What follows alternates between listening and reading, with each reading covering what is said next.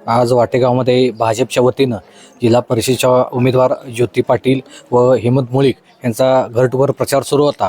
पण आज महाराष्ट्रावर जो दुःखाचा डोंगर कोसळलेला आहे ते म्हणजे सर्वांचे लाडके दादा विमान अपघातामध्ये ज्यांचा मृत्यू झाला त्या घटना समजताच त्यांनी त्यांचा प्रचार थांबवलेला आहे. पण नेमकी त्यांच्या काय भावना आहेत ही घटना कळल्यानंतर ते त्यांच्याकडून जाणून घ्या. ज्योती नमस्ते. आजची जी घटना घडलेली आहे ती खूप विदारक आहे. काय वाटते नेमकं आता काय भावना आहेत आपल्या?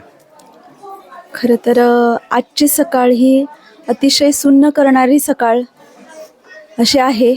आता आमचा प्रचार चालू असताना नुकतीच आमच्या कानावर ही बातमी पडली आणि आमचं लाडक्या बहिणींचं छत्र हरपल्याचं दुःख आम्हाला वाटतंय आज.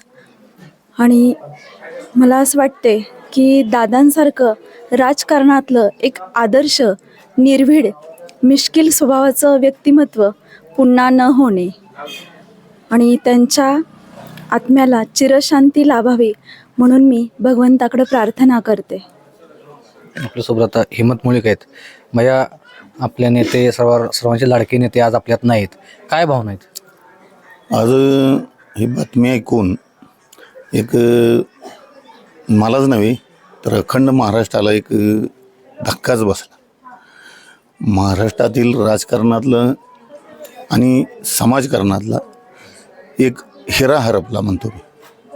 कारण दादांच्याकडून घेण्यासारख्या बऱ्याच गोष्टी आहेत. राजकारण असू दे, समाजकारण असू दे, त्यांची स्पष्ट परखड बोलण्याची भाषा जी होती म्हणजे निसंकोचपणे त्यांचा बोलण्याचा स्वभाव, जरी ते फटका असले तरी तेवढेच ते म्हणजे मायाळूसुद्धा होते.